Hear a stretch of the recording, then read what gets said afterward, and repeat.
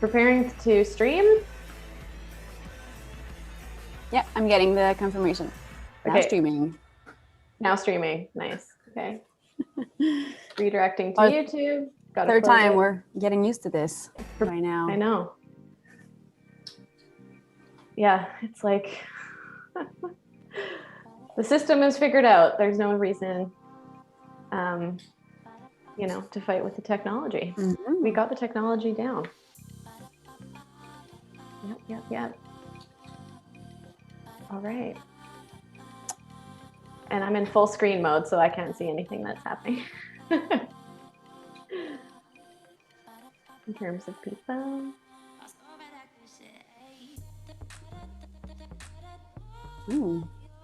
I like those beats. I like these beats as well. I don't know where they came from. Oh, that's cool. It's just because I played Glass Animals, a Glass Animals song, and then this is just playing me one that it thinks I'm gonna like. Suggested, similar, nice, yeah. Yeah, POTGS, Arona, Maine, Milan. Potguz. Nice acronym to add to the list. Cool. I feel like this song perfectly matches the mood of today's weather, at least in my area. Yeah. Kind of getting back some sunny rays after a surprisingly weird snow period. Mm-hmm. Yes. So I'm getting little vibes of going, in a park and on my bike or something. Yeah, totally. The Montreal happy summer feeling that happens. There's I remember when I was living in Montreal, it was like everyone was bummed for a while, pretty sad. And then as spring started to hit, it was like people on the street were like this. Yeah, like smiling at strangers. I know what you mean. Yeah. It's like a very noticeable thing that I haven't seen in other cold cities. Mm-hmm. That's what, I also hear people who have experienced life in Montreal and other places, they really see a tangible vibe that spring. It's nice. Yeah, Montreal has that vibe. Cool. Well, we got some people who have joined. Hello, everyone. Hey, people. We wanted to do emojis last time, put your emoji in. Yeah, emoji. Then we realized it was hard to do. So. Well, on a Mac, you get the function key that just pops the emoji keyboard right away. Yeah. I'm gonna put a sun because nice. I'm done with the snow. But I'm gonna put the weird sun, the vintage sun. Nice. I can't tell why there's in certain emoji, I don't know, themes, there's more than one of a thing and you don't really know why there's a derivative of the original. Yeah. I feel like there's an entire book to be written about emoji folklore. Honestly. Anthropology, something. It's a whole new branch of language science, for sure. It is that we've been doing since we had caves. Apparently now the new way to express that you laugh with the younger crowds is to put a skull emoji because you're dead, because it's so funny. So I think we need to kind of up our game with the crying one. Things change.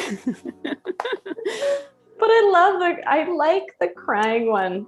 It's so good. It's so accurate. Yeah. If there was one where it was an actual person on the floor, like a raffle sort of representation, I would like that. That would be cool.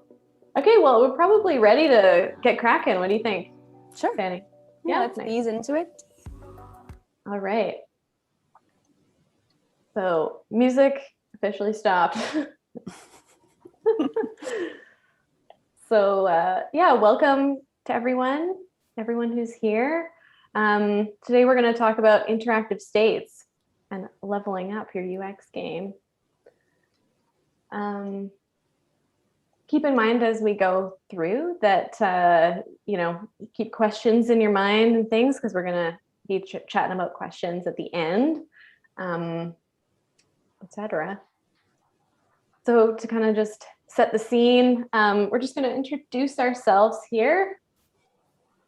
So I am Kira Prasha. I'm the founder and a lead UX at Pencil and Paper. And so I came from a bit of a science background, systems thinking and that sort of thing. And that led me into software in the biotech world, fintech, and kind of enterprise in general. So that's a little bit about me. Fanny? Yeah, so I'm Fanny. I am lead UX designer with Kira and the PNP crew. My background is more in graphic design, print design, but as soon as I delved into the digital world, I got sucked in the enterprise software universe. And yeah, I very much enjoy the complexity and the problem solving that comes with that. So I've dabbled a bit in fintech industry, education, and now more recently with PNP, biotech. So yeah. Awesome. So we're coming at you from Pencil and Paper. And so we're a company and we specialize in the user experience design for complex industries. So we do project work and other initiatives as well. Our vision overall is to really set the standards for user experience design in these complex industries and enhance people's cognitive potential in their work and their life. Cool. So where does that bring us today? The pattern analysis library and the webinar series. This is basically a new initiative that we're doing where we are building out this kind of knowledge base really targeted around enterprise specific UX design knowledge. And so for now, you might have seen us share on some social networks, but if you're not familiar, for now we've published 4 long form articles about data tables, loading feedback, the subject of today, interactive states. And then also in 2 weeks, we'll be diving deep into the filtering mechanisms.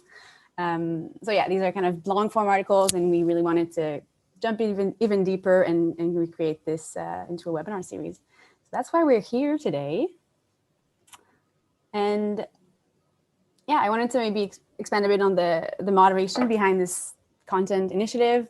This really came from a problem or a difficulty we shared with projects in the past where we had a hard time finding really specific enterprise focused resources. We felt there was a lack of that specific stuff, and we had a hard time finding precise answers to like edge case problems and the real concrete problems we were dealing with. And so maybe it's like people, since this knowledge typically comes from internal like design teams, there might be like a reluctance to share this knowledge on the internet. And so yeah, we kind of feel there's a culture of gatekeeping here that we want to break and make sure we can just share this information that's really relevant and can be really useful for all types of enterprise software. So yeah, that's what we're doing. Awesome. Reminder. So we've got a crew forming on Circle. And so we're building that up with lots of great content. And so that's a place on the internet that we can all join and continue the conversation. So there's quite a few different sections within our Circle space, and it's really focused on, nerdy UX stuff. So anyone who's practicing, super intense kind of UX stuff, it's really great for that.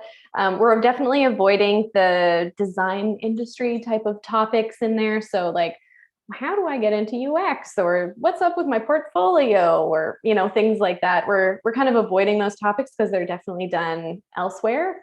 And it's really applied UX in all of the industries.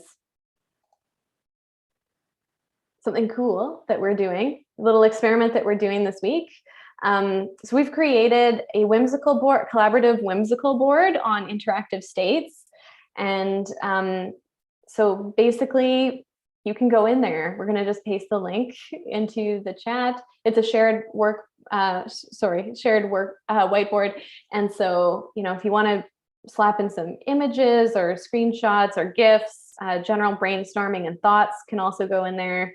It's a nice way. We're hoping that, this kind of webinar thing can feel a little bit more interactive, and you can feel a little bit more involved in there and do some contributions. And so we'll kind of try it out for during our chat today and use it afterwards as well if you think of some cool stuff you might want to add in. Sweet. So let's jump right in. Why talk about states, and also what you should expect from this session. So first, I want to give you a bit of an overview of the actual states that we're going to talk about today. So next slide. What we'll cover, there are different words and different synonyms for these states, but we're basically going to focus on empty state, loading state, default, microinteractions, the partial state, the ideal state, and errors and success. So I want to maybe take some time to explain like why interaction states are so important.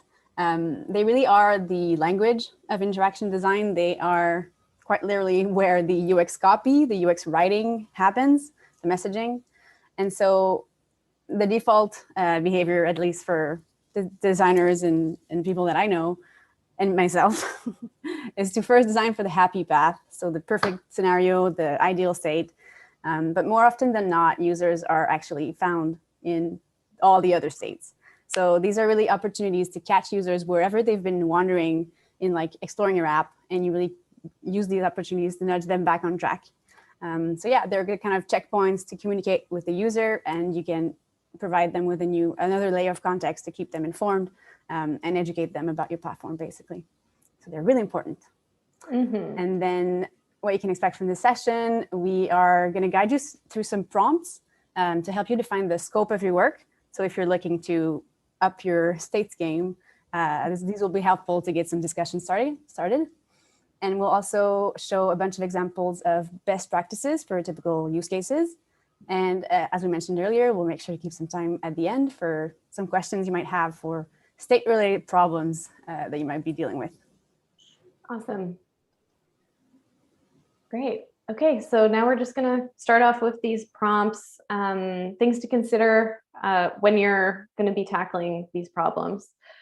So this is a lot of things to get your brain going and to open up conversation with yourself or the team. So first off, where to focus? So this is always a really good question.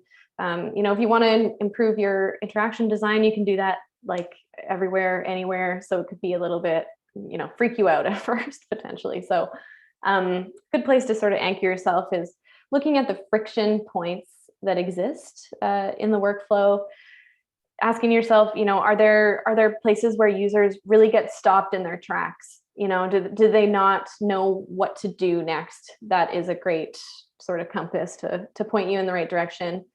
What's driving confusion? Is it typical scenarios or edge cases, or is it a whole flow sort of thing?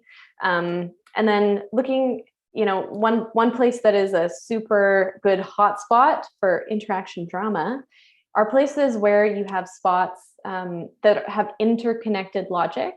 So by this, what I mean is a great example of this is when, say, you're in a piece of software and you're in a form, and maybe you're manipulating something in that form that actually lives somewhere else. And so there's some extra things to communicate that you wouldn't normally have to do. Right. And once you have a better idea of where those problematic focuses should be, you can start evaluating the kind of zoom level at which you want to tackle this. So what types of component are you working on or trying to fix? Because the principles we're going to cover today are really universal. They apply to both like full page state communications, as well as at the component level. So just make sure you keep that in mind. And it's really just about adjusting the scale of the signals and the messaging to those different levels. Yeah, for sure. And then, so there's a little soul searching that's also really useful to do here. And starting to think about how communicative your interface should be. And so in the immediate term, those are things like immediate as in an interaction I'm doing right now. You want to be communicating what's happening, why it's happening, what to do about it. There's also a more nuanced kind of concept here of thinking about the overarching logic of your product. So there's upstream and downstream impacts of your actions. And so you may want to tell people in advance what might happen downstream.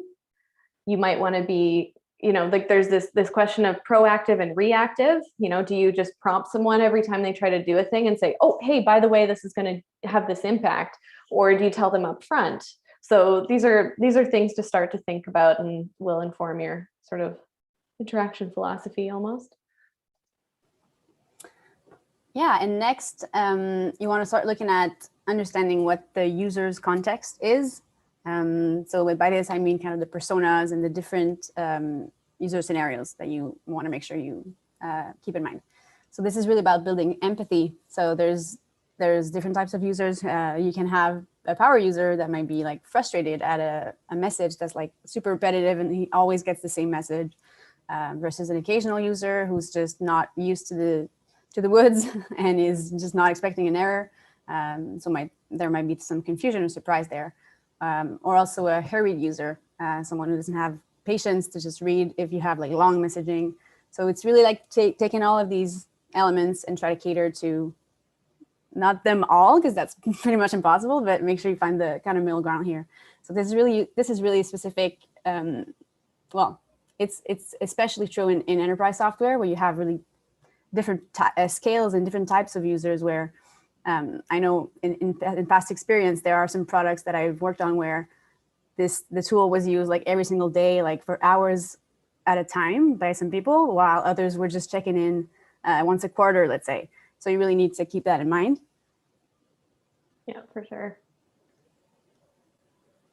And then there's some more questions to kind of ask yourself about the maybe nature of your designs, your state's design. So a lot of UX copy, as Fanny was mentioning, is born from designing these like really nuanced situations in your interface.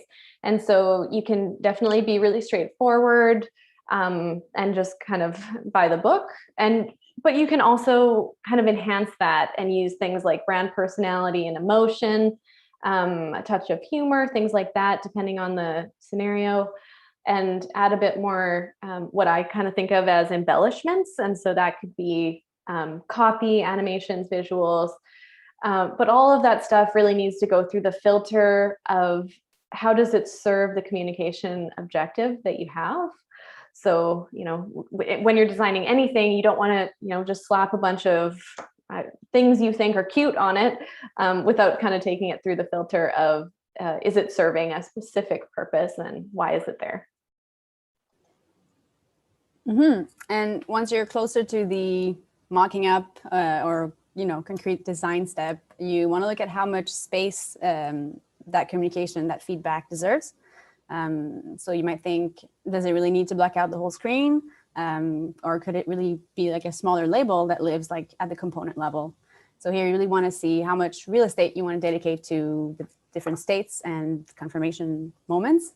You want to make sure, that the message reflects, the size of the message reflects the importance or the seriousness of the task. Yeah, for sure. Okay, let's look at some patterns and visual examples. So as I mentioned earlier, let's go in order of those groups of states, and let's start with the empty state, also known as blank state or zero state, or fill in the blank. Like there might be other synonyms that like, teams use here. Yeah, totally.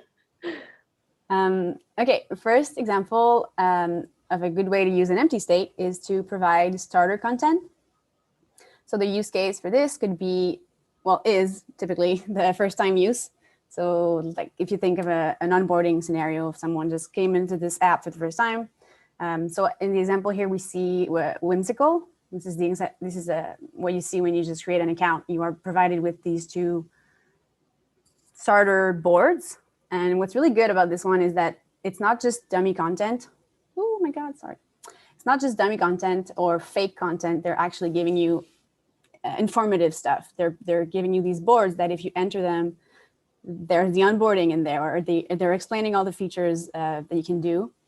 So typically you see, not typically, but you often see onboarding where they're onboarding flows where you're kind of guided and forced into a flow where you have to create a test project or something, you know, that is not meaningful for you. And so, yeah, you can really look at this opportunity to provide them with information and give them the chance to, if they need it, enter the onboarding with this type of starter content. Awesome. Something else, another instance where we see an empty state is after searching or filtering and when there's no results. And so here the key is really to guide the user towards action. You really don't want to let them hang out in front of a truly empty page. So this is an example a modified example from Slack. But this is typically what you see when you have no matching results. You are given a little label, no results, and then nothing to do. But what Slack does, and what the best practice should be, is to look for ways to guide your user out of this dead end, really. So here they're pretty much telling you different ways you can modify your query and see if there's a typo or some filters that are on that you might want to turn off. And so yeah, just give them some options and don't let them hanging. Another type of empty state is if the user intentionally cleared a page. So in this example here, inbox 0. But as you can see, this is my spam folder, so it's not actually my inbox that is a 0. But if the user cleared the content and it is actually their goal, you might look at ways to reward them with a nice empty state. So this can be for a case where you're finishing a list of tasks or completing a project. And so you can reward them with a little pause, a little moment to take a breath with something like an illustration. And yeah, so nature scenes are proven to have a relaxing effect on human brains. So you can keep that in mind. And then another case of when a user clears a whole page is you want to see if it would be useful to allow them to revert and just to undo that change. So this can be in a case where you're just accidentally cleared a whole table of like really important content, or similar examples. So if it's a higher stake task, and if it's a page that's consulted by many people, like as opposed to an email inbox, you want to see if there's some ways you can bring in some kind of an undo mechanism. So I think it's not the perfect context, this example from Gmail, but what I meant to show here is that the mechanism can live in a small timed bottom drawer like this, that you can just click undo quickly and then it kind of fades away. Nice. All right, TikTok, loading state. That's the next one we're going to talk about. So if you saw our last webinar, you know so much about loading. It's unbelievable. But I'm just going to talk about a couple of different examples, and we can pop the link to our previous webinar in the chat if you're interested in kind of a deep dive. So yeah, so I mean, with the loading state, your overall goal is to reduce the perceived wait time, or really ease that frustration for users. And so this is in a situation where the system is loading a whole page or upon task completion or process completion. So what we have shown is on the left, we have a pulsating skeleton screen. And so what's really nice about that is the interface, it appears to be alive, if that makes sense. Like it's moving, things are happening, it's dynamic, the system isn't broken, stuff is happening. And then on the right side, we have another example. And what that really shows is a step indicator of kind of all of these things are happening. And finally, it has a bit of jazz at the end. And so the idea there is that it's like for large tasks, and it gives you a little bit more sort of confirmation at the end. What's kind of cool about taking an approach like this is it can also really showcase the powerful functionality that's in the software as well. And so here, we also have another situation shown in the loading context here. And what's happening is that this is in Google Drive when you've uploaded a bunch of stuff to it. And basically, this is a super good example of what Fanny was mentioning around kind of size of interaction. You know, like this is, if you upload something to Google Drive, that should happen all the time. You shouldn't get, you know, blocked and like, oh, hey, I'm uploading. Don't do anything else. Don't navigate anywhere. So this is just kind of at the bottom of the screen here. And what's really cool about it is that it really tells you a lot. It tells you you're uploading one item. This is the time left. This is the stuff you're working on, and gives you an indication that things are still happening. So this is a bit of more of like a low key kind of interaction. Next up, the default state, also known as the initial state. And so there might be some confusion here about what's the difference between a default state and an empty state. And I just want to point out that an empty state is really a page that should normally be populated with something, with information, but it hasn't been populated yet. Whereas the default state is already populated, but can be interacted with or can be added upon to. So if you think of the context of a form, the inputs are presented, the page isn't empty, but the content, like the data is yet to be filled by the user. So some examples of the default state. Default state, if someone is logging back into an existing account, you want to make sure that on the system side, you persist their setup. So in the case of a customizable interface, so if we look at this visual here, we see a table interface where the user has kind of toggled on or could have hidden some columns. So just the fact that they took the extra effort to customize the screen and make it kind of work for their workflow, you really need to honor the steps that they've taken and honor that work. So persist custom setup. In the case of an existing user coming back to an existing page, versus if someone is landing on a new page or a page for the first time, here you want to make sure you keep your defaults really neutral and as global as possible. So what I'm trying to explain with this visual is this could be a confusing experience where you log into you land on a new page and you're basically shown this kind of dashboard with some metrics are toggled on, some variables are hidden, some filters are on, and I'm not getting the global picture of the data. And so the data, yeah, is not neutral, it's not global. So what you really need to make sure is that when you're landing on the page for the first time, if you look at the next example, things are kind of all reset to their initial state. And I'm getting a clear picture and everything is kind of as accurate as possible. Awesome. All right, so now we're on to clickety-click, micro-interactions. And so this is clickable stuff. This is a great, really great opportunity to provide clarity and guidance, like in these little, very subtle sort of moments.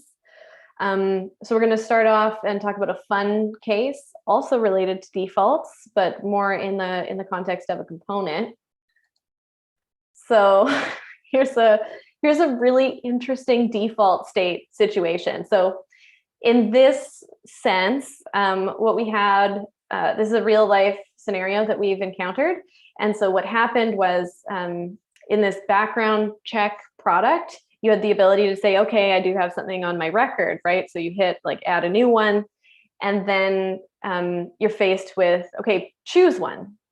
But what ended up happening was that we had our default an alphabetical default was put in here. And so when a person goes to add an offense, their aggravated assault is the first one. And so, right? Like that's a lot.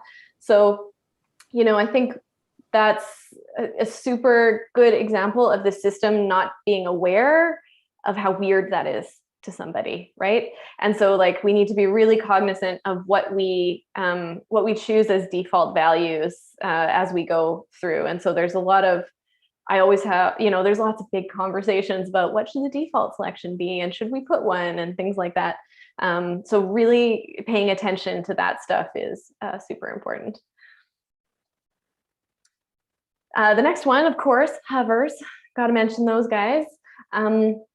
And so what's handy about using the approach of hover states is that it does give you some nice discoverability, especially for situations where maybe you have a lot of actions in the interface, and showing them all like in your face makes such a cluttered vibe, you know, that it's hard to even interpret the page.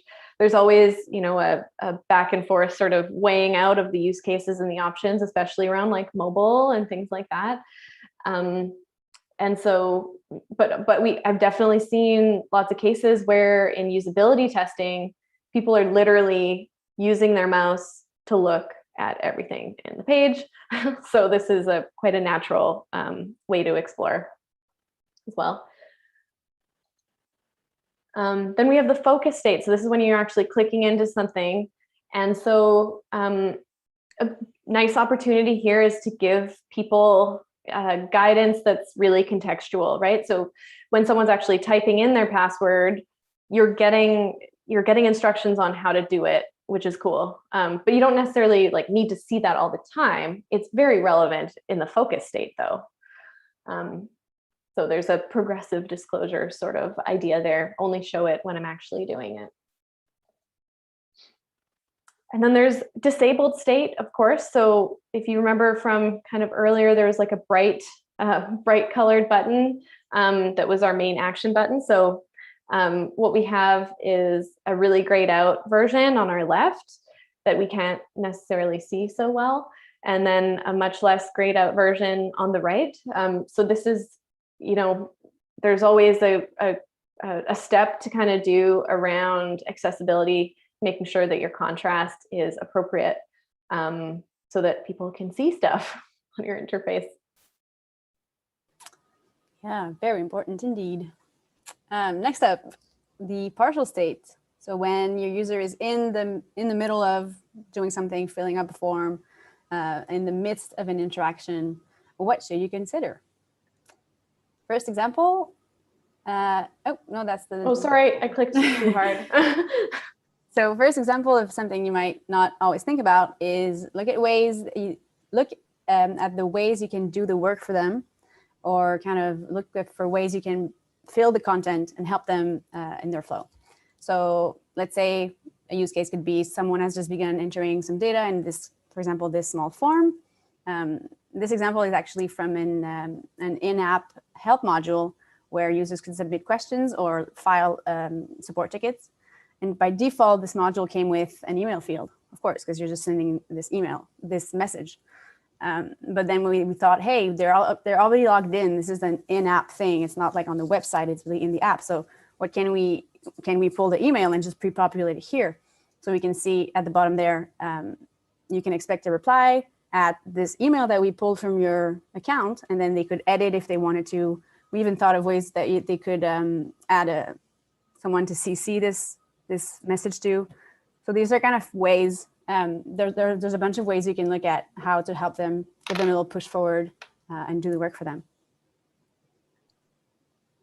Next example for partial state, you want to make sure you indicate progress if it makes sense to the use case. So let's say this use case, a user is navigating between different steps. So the example of the 3 dots is a pretty typical one. So someone here selected something on the first slide or section, and then they click through and are really visually guided with this little 3-dot indicator. So they maintain the context of the steps. They gain a sense of progress as they fill the data. So that's, yeah, a really good one. And then you can also, as they go about filling the page, you can look for ways to inform them of potential improvements that they could be bringing to the data before they submit. So the example here is again a password field, because it's kind of this similarly to the in context focus state.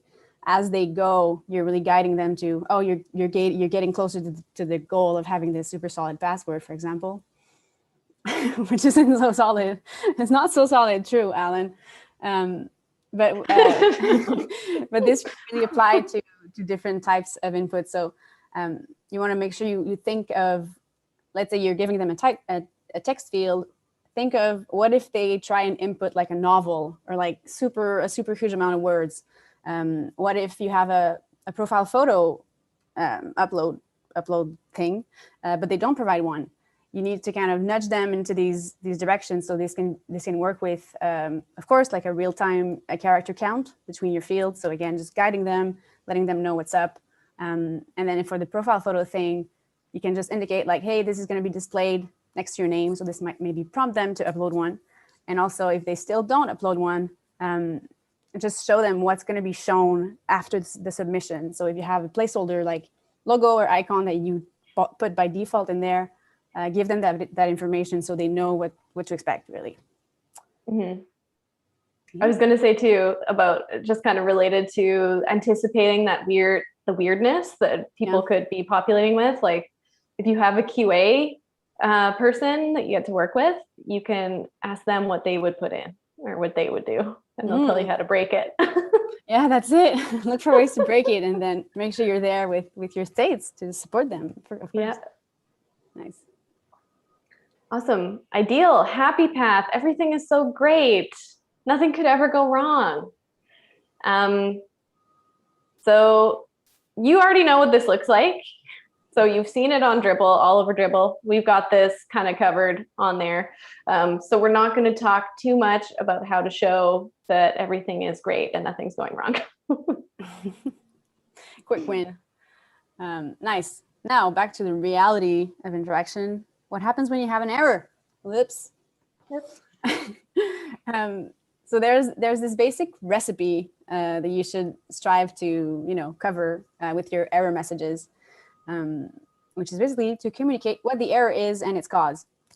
So there's really kind of three aspects here that are good for the user to know, like that the operation was not successful. First, something went wrong. The reason why it happened and what they can do next. So again, in the idea of not letting them just face a wall like a dead end. And so another thing here to point out is to try as much as possible to avoid jargon. So the majority of people don't know what error 408 means, and these kind of dev language errors. So try to kind of rephrase that and keep a human sense in there. But unless your users are highly technical and it is relevant for their workflow, because that might be a possibility. So in the reason why section, you might want to look at ways to provide them with these options to really dive deeper in the error, and they might want to access some logs or a detailed like audit trail of like document that documents all the errors. So again, be aware of your user, but try to keep it human readable.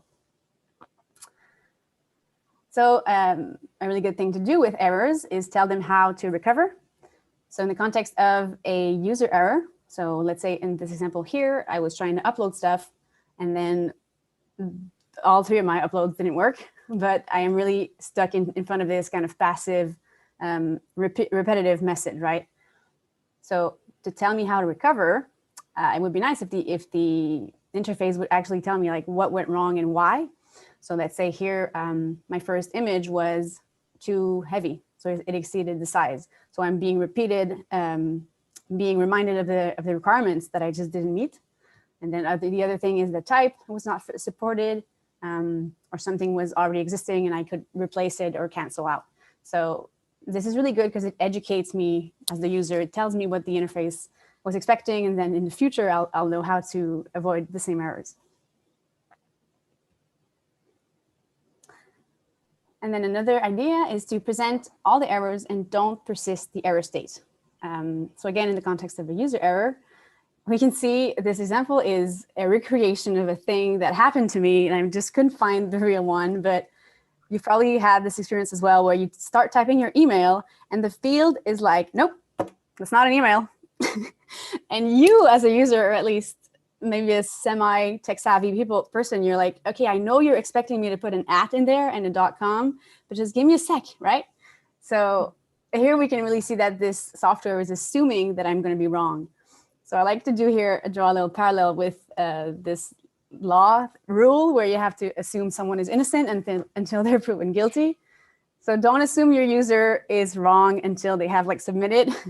And yeah, only present the errors if there are any once they've confirmed. So yeah, and if in the context of a form submission, there is a chance that there are many errors, So make sure you kind of show them all at once after the submission. And also don't persist error state basically means if they've input something new on a field that you had marked as erroneous, don't assume the error is still there. Give them the chance, the benefit of the doubt that they might be right. Yes. Oh, 100%. And then also, and this can happen too when you open up a form and it's just not filled, it's empty, and then it's like, these are all wrong. Like, whoa, give me a chance, like you're saying. Yeah. All right, so the next state to take a look at, great success, yay, state. We could not resist doing a quick Borat shout out here. So yeah, success states. So a really clear confirmation message. So we saw a little version of this earlier. This is a big flow that got completed. And so we're hitting it with the confetti, like we're getting some razzle dazzle in here to celebrate a little bit. So very appropriate for occasional things, but that are big. On a smaller scale, we got a confirmation message. And this is a little bit more for like a regular flow that you would be doing maybe several times. Because think about, if it was, say it was like a photo app or something, and every single time you were going to add 20 pictures and every single time it was like confetti, you would be like, whoa, calm down, please. Right. So, so this is a more in proportion with the action that actually occurred. And then we also have a confirmation message, which is built into a component itself. So when we're looking at this page specifically, these are all separate entities. And so this Ruby phase 0 is the only thing getting worked on. So what's really cool is that, once that's done, it's like, hey, this thing is done now. It's really bringing your attention to it. And you can choose if you want to like persist that thing and until the next time the person loads that page, until they actually click on it, or you can have it as like a fleeting thing. So there's like different kind of directions and decisions that you might want to make according to the scenario. And again, so really similar to what Fanny was talking about with errors, we got successful actions as well. So like a task was completed. Oh, a task was completed. This is like super generic. I don't have a timestamp on any of that. I'm like, cool, I think. And so if you have multiple confirmations, that's a thing, not great with generic messaging. But if you did have more details in there about the exact objects that you're talking about, so this is like an image, what happened to it and where it went. And so that pattern exists. And so you can go to that place if you want, but you can ignore it as well. So what's nice about that is that you have the full picture. And so that really brings us to the end of talking about states. There's probably like, I don't know, like we could talk about this for like literally a week, I think. No. So many examples and like trauma that we could talk about. So many weird things that can happen that you need to figure out. And so this is the kind of summary of everything. So yeah, Q&A, everyone. Do we have cues? We don't have cues yet in the Q&A feature of Zoom, but it's totally fine. We're like kind of running out of time pretty hard. Also, I was just noticing, oh damn, yeah, so we're chatting a lot. Okay, well, I mean, as per usual, we're continuing the conversation on Circle. Also, if you have you want to put some stuff into our shared whiteboard, that'd be really cool. So there's going to be a link in the chat to get into the Circle community if you want to nerd out with us on there, as well as the Whimsical too. And so if you want, you can also subscribe to our newsletter, things like that. Get in contact with us on Twitter, LinkedIn, dev.to. We are launching a UX skills for developers course as well to help our developer friends. So keep your eyeball peeled for that, or if anyone that would be great for that, feel free to send our send our UX skills for developers course link to them. That would be cool. Yeah, and also just a final reminder of the topic of the next webinar in 2 weeks. We'll be touching on filtering, but filtering for other than e-commerce scenarios. I know for me, I've Googled my fair share of enterprise filtering and I could never find the exact solutions to my problems. So we're really glad to be sharing this kind of distilled knowledge base about filtering for enterprise software. So make sure you catch us there. Awesome. Cool. Okay, great. Well, thank you everyone for joining us. And we hope to see you in our next webinar or on Circle or on somewhere. Yeah, somewhere on the internet. Somewhere on the interweb. Thanks so much for being here and have a good Friday and weekend, I guess. Yeah. Bon weekend, everyone. Bon weekend. Bye. Bye.